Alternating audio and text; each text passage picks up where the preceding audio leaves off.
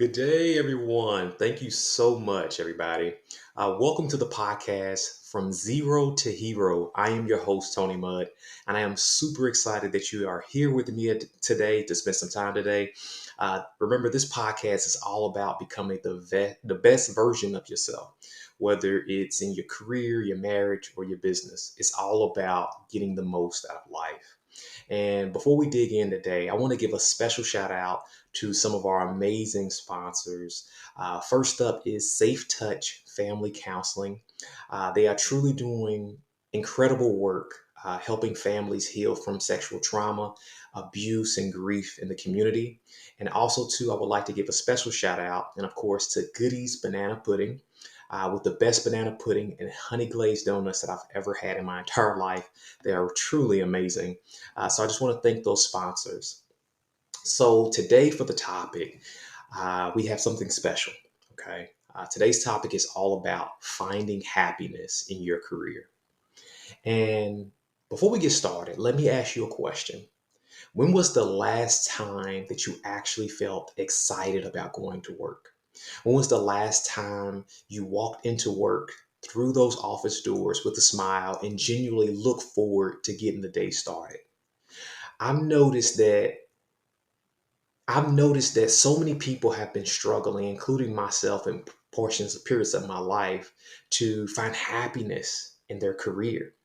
And a lot of people don't seem happy anymore at their work. Have you ever walked into the workplace or walked into your work at all and noticed how many people are maybe rushing?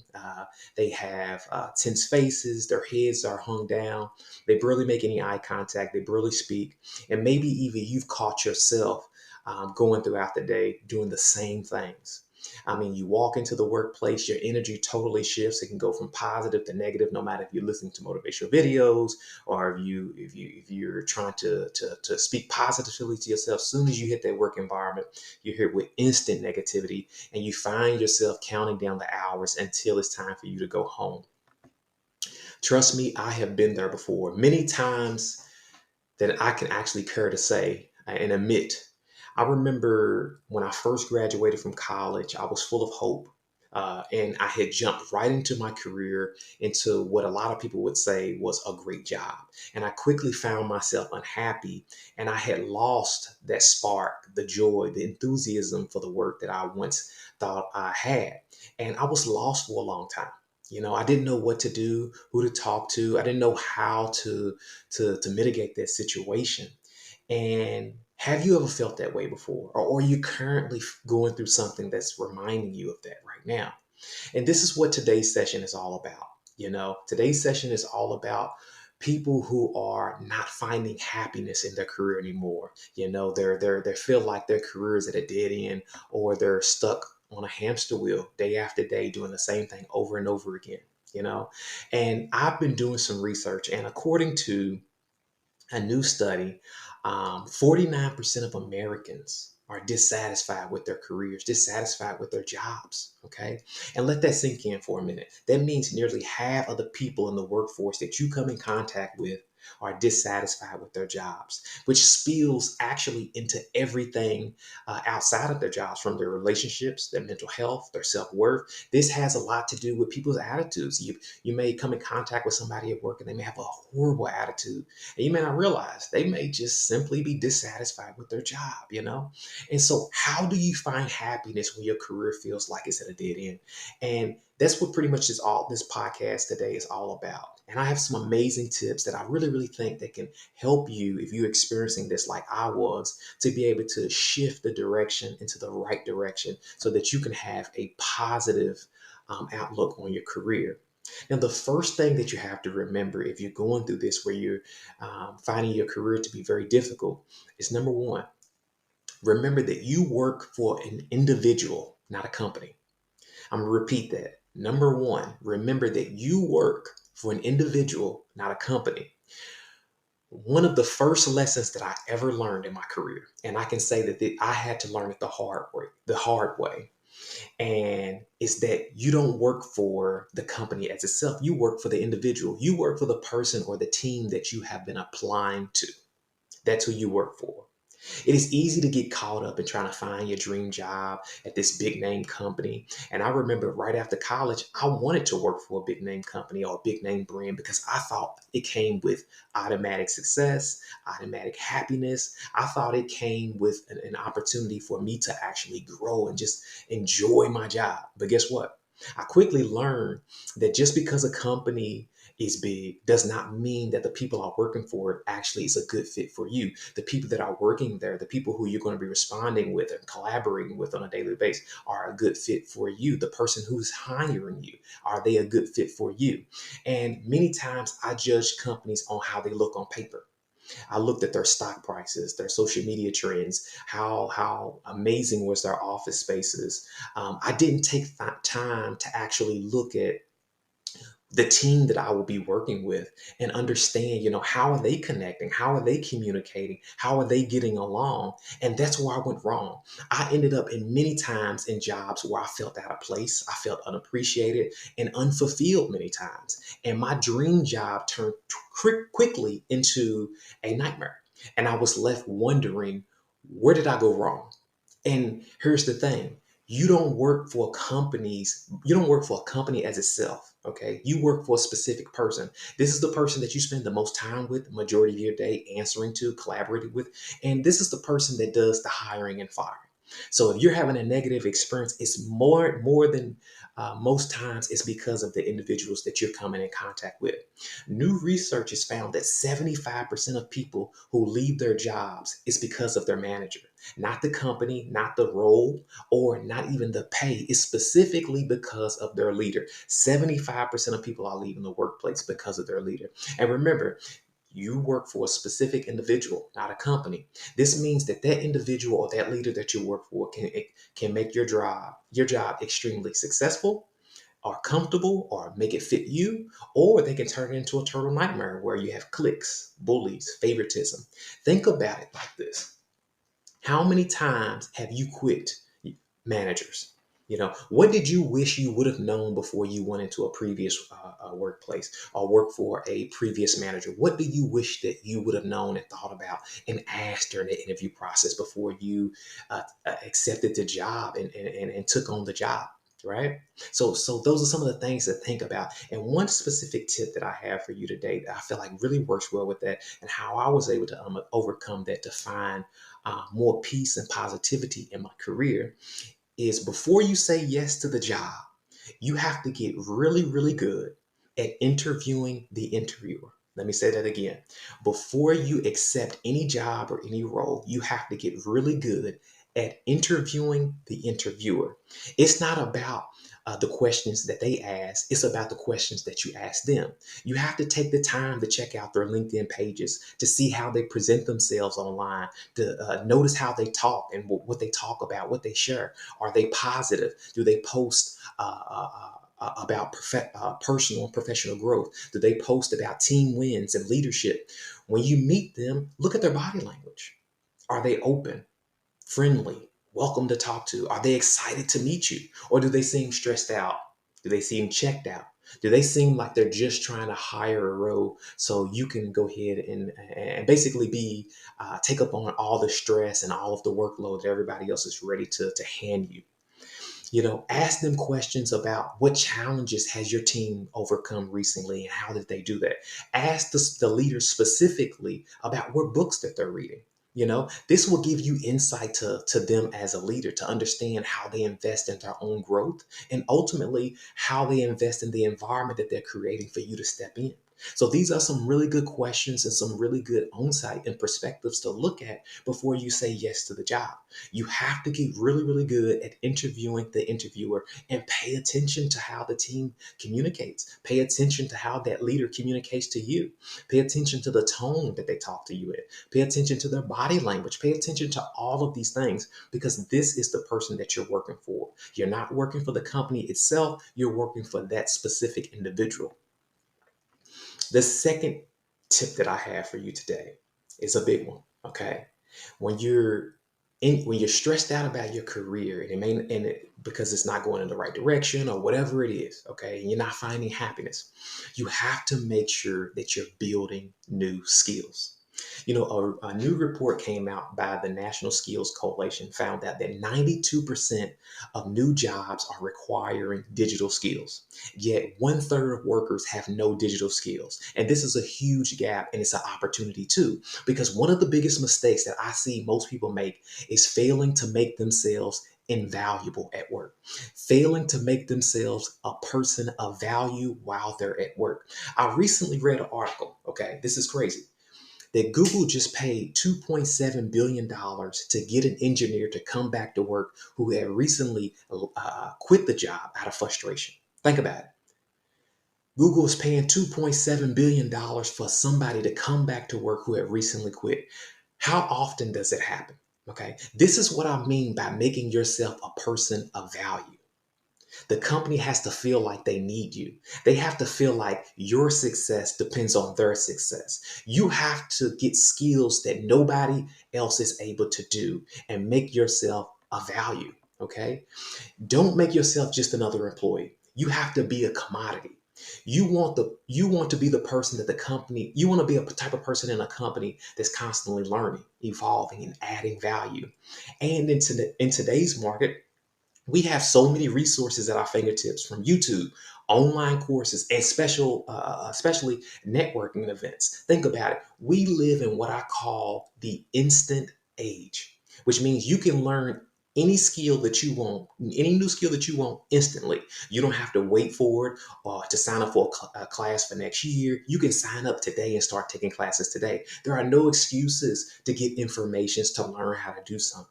Use this instant access to learn new skills, level up your knowledge so you can level up your career, and the doors of opportunity will fly open.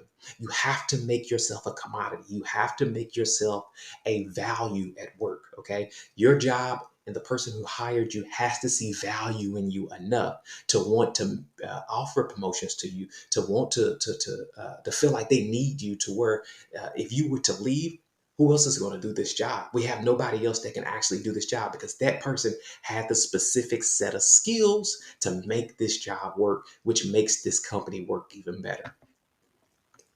The third thing I have for you, okay, when you're having troubles in your career, trying to find momentum to stay happy, okay, the third thing that you have to do is always assess your career. I must repeat that. Always assess your career. Most people get caught up in the day-to-day grind and forget to take a step back and assess their career. Are you on the right path? Okay. Are you moving in the direction that you want to go in? What is your timeline for growth in your career? Are you setting realistic expectations and goals? Are you gaining new skills and adding value to the company? Okay. And ask yourself these questions. Who am I becoming in the role that I'm currently working? Am I just settling for what's easy, or am I truly pursuing something that's making me happy? Be bold enough to make a plan for your life, to make a plan for your career, and set milestones and stick to it. Don't let yourself become comfortable with the status quo. And remember that there's always an answer to every problem, but you have to be willing to find it and act on it. Take a step back, assess your career regularly. Okay. Think about the path that you're going and the people that you're networking with, the people that you're coming in contact with. Think about your day-to-day tasks. Are your day-to-day tasks aligning with your overall goal of where you want your career to go? Okay. Sometimes you have to try different things and go a different direction to get where you need to go. So always be assessing your career. Don't allow yourself to get stagnant. I can't tell you how many people right now are currently going to work every single day, and they've been going there for years, and they have never taken a step back and say, hey, does this specific job align with my overall goals? Am I learning enough skills to move myself, propel myself forward to go to the next level in my career? Okay. So always be assessing your career. Step number 4. Okay. This is another great step that I had to learn the hard way. Okay. Keep track of your wins. I'm going to repeat that. Keep track of your wins. So let's talk about tracking wins. Okay. This might seem like a small detail, but it's very crucial. Your wins are workplace currency. Your wins are workplace currency. They show value to the team and the company that you are worth it. Okay. I've helped countless professionals build their resumes and CVs, and it surprises me all the time how many people, if you ask them, what are some of the wins that you had in the last 60 days? They can't tell you. They can't tell you about any of the work achievements that they had in the last 90 days because they don't write them down. Many times people will make a win, move on, and forget about it. But I urge you to keep track of your wins. This is your currency, okay? Because this is how you argue for that promotion or new opportunities that are coming your way. How can you validate and justify and say, you know what? I belong in that new promotion or I should get a raise. If you're not keeping track of your wins, you have to keep track of your wins. So start today, write them down, whether they're big or small, personal and professionally. And trust me, when it's time to have that big conversation with your supervisor, your boss, or investment, you will actually have evidence of the things that you've been working on. And that's what you want to keep. You want to keep a tracking sheet of what you're doing to win. And this is also showing too how you're growing in your job, how you're growing in your career. What things have you learned? What skills have you attained? And what projects have you won for the team? Okay, this is giving yourself value, which I said in which I've always said is to make yourself a person of value. This is how you make yourself a person of value. Is you track those wins and you keep those wins in front of you. It helps build confidence, self-esteem, self-worth in the workplace. So keep track of your wins. And the last one that I have for you, okay, which is a good one, number 5. Don't fall into the purpose trap. Don't fall into the purpose trap. Here's something that isn't talked about enough: the purpose trap. That's what I call it, the purpose trap. We live in a world where social media often portrays the idea that only we can only be happy if we start our own business, become an entrepreneur, or find some type of grand passion that makes you jump out of the bed every morning. And while that may be great for some people, it's not for everyone. And that's perfectly fine. And sometimes we forget that working for others, supporting others or a team, and being a part of something bigger than ourselves is just as fulfilling. You don't have to be a solo star to shine brightly. Some of us are natural builders, supporters, and contributors to a larger mission, and that's incredibly valuable. Okay. And basically, what I mean is every company, every business, every organization needs employees. They need workers. Companies would not be a company without someone working for the company. And what I'm saying to you, it's okay to be a worker, but just don't be an average worker. You know, uh, but uh, how do you keep from feeling like you're missing out or falling into that purpose trap? And I want to give you a few tips about that because I feel like anytime you get on social media or anytime you talk to people in current day, they're always like, hey, if you're not writing a book, if you're not opening a business, if you're not doing something that is independent of everyone else, then you're not following your purpose. And that's not true. Okay. And here are a few tips to try to help yourself move through that, because a lot of times when you're at work and things may not necessarily be going the way that you want them to be going, you can compare yourself to other people and all of a sudden start falling into this depression and sadness. But there's a way out of that. Okay.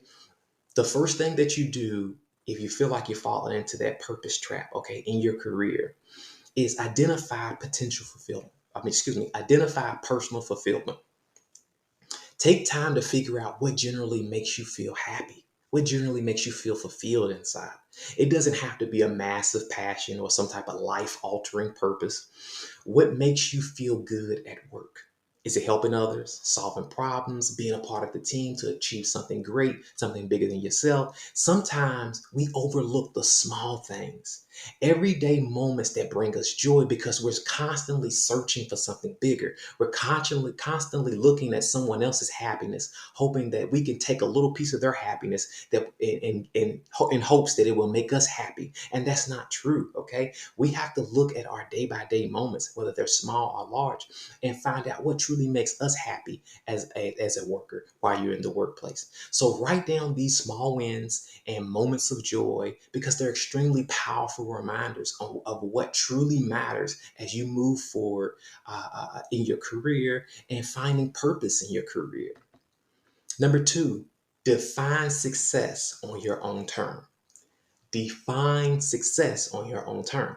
Don't measure your success by someone else's ruler. And I know that this is easier said than done. Okay.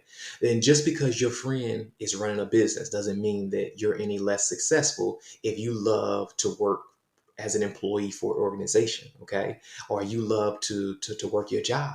Your career success should be defined by your own personal growth, your own personal happiness, and the impact that you make, whether that's supporting a mission or leading on your own, okay? Number three, focus on contribution over comparison. Focus on contribution over comparison. Instead of comparing yourself to others when it seems like everybody else has it all figured out. Focused on how you can contribute to the world around you. How are you making a difference in your role or your company? How are you helping the people around you that work around you every day? How are you showing up? How is your attitude? Is your attitude positive to where you can inspire somebody else? Is your attitude inspiring hope in the workplace, or is your attitude negative? Okay. When you shift your focus on contribution, it takes the pressure off needing to find a grand purpose. Instead, it allows you to make a meaningful impact in your everyday work life. Okay. Number four, excuse me, appreciate the role you appreciate the role you play. Okay. Every position within a company matters, whether it's big or small, front or behind the scenes, whether you're the CEO or someone making the day-to-day operations run smoothly. Take pride in the work that you do.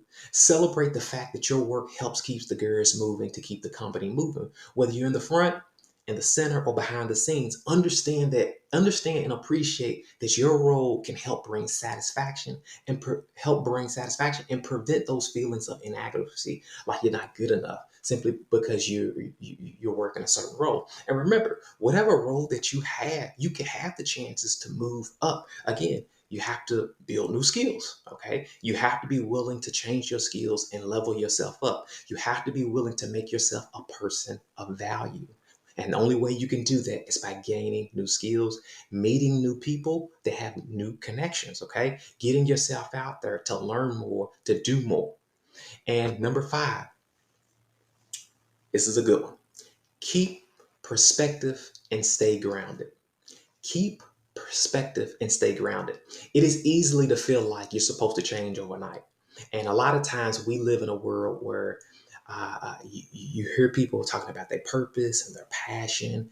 And a lot of times motivators will talk about that. They get you motivated to do something like, oh my God, I just want to go out and do this. And I just want it to happen within the next 90 days. And a lot of times they could be unrealistic for you because of the skill set that you have or the experience that you have or your finances, whatever your situation is at that moment. Okay. So you have to keep perspective and stay grounded. Your purpose, remember that your purpose will evolve over time as you go through in life and have certain experiences, have certain career experiences, have certain personal experiences, professional experience. Your purpose will evolve over time through different stages of your life. Give yourself some grace. Give yourself some patience. Know that your current role that you play is a stepping stone. The current situation that you're in right now in your career is a stepping stone to get you to the next place. It's where you're meant to be right now. It's where you're meant to be because you're supposed to be learning something from this situation, whether it be positive or negative. You're supposed to be learning something from the situation. So ask yourself, how am I growing from the experience that I'm currently getting right now? What am I learning right now in my current experience? What did I learn today in my current experience? What did I learn about myself? What did I learn about my career? What did I learn about my coworkers and my colleagues? What am I learning to help move me forward? This perspective will help you stay grounded and prevent you from feeling trapped in an endless search for purpose. Okay. Number six, and this is the last one. And I'm not going to keep you all here all day. I like to keep these short and sweet. So, number six, be open to change and exploration. Be open to change and exploring new things. Okay. It's okay if you don't have everything figured out right now in your career. You may not know the direction you want to go in. You may not know the type of people you want to meet. You may not know what your goals are right now in your career. And that's okay. Okay. And a lot of times, again, that term that I use, the purpose trap often pressures us as workers and as people to think that if we're not clear on our purpose or our goals, that we're failing. If we're not clear on what we're supposed to do while we're here, then we're failing. And that's not true. A lot of times that's part of the process. Sometimes part of the process is being lost, simply not knowing where to go. Because the person you may need to ask where to go is a part of the purpose so they can give you direction so you can know where to go to get to the next place. So sometimes being lost is a part of your purpose. So remember that, okay? And it doesn't mean that you're failing because life is not always linear. When you're planning your goals for your career or your life, it's not a straight line. Okay, it goes in all different circles, zigzags, and different ways because you may have to go different places to get different levels of experience because you're uniquely made. So your journey is going to be very unique to you to get you to move forward. Okay, be open to exploring different interests, roles, and industries. If you don't know what it is that you want to do with your career, try different industries, try different jobs, try different things, take on different hobbies to see what you like, and be asking yourself, what do I like about this? How does this make me feel? Could I see myself doing this? Is there a career in doing this? And I will tell you, you'll be surprised to find out what's out there for you. Okay. You might discover your passion and purpose evolve in ways that you never expected before. Okay. The key is to stay curious and open to new possibilities without feeling pressure to have all the answers for all the questions all at once. Okay. So be open to change and open to exploring. So that wraps up today's session. That's all I have for you all today. Remember that you have the power to be your own hero in your own story. You have the power to be the self hero. Be the self hero in your story. Be the self hero in your career. Okay. You deserve to be happy in your career. You deserve to be able to go to work with a smile on your face. You deserve to be able to go to work with a positive attitude. You deserve to be able to feel happy and good inside. Okay. You deserve these things because we only have a short while we're here on this earth. And most of the time we spend is working, whether it's working for someone else or working for yourself. So you want to be happy. You want to feel good inside. You want to experience joy while you're doing your work. Okay. And so if you follow some of these tips that I provided you and set yourself up for change, you'll find some happiness in your career. Okay. And thank you so much for tuning in to my podcast, From Zero to Hero. I will see you all next week. And I truly, truly would appreciate if you all would check out my new book, Sometimes You Quit. And it's a book about removing the things that are holding you back in life, whether there are habits, relationships, removing those things that we no longer need in our life because we have to loosen up the strengths because we have bigger and better places to go, whether it be our purpose, setting goals, and different things. And it is available on Amazon. I would love it if you all would check it out. And I truly, truly hope and pray that it brings you all some inspiration and helps you move forward and get closer to the goals that you're looking for in your life. And I hope you all have a wonderful week. And remember, again, you have the power to be your own hero. And I will see you all again next week. Thank you so much. Talk soon. Bye bye.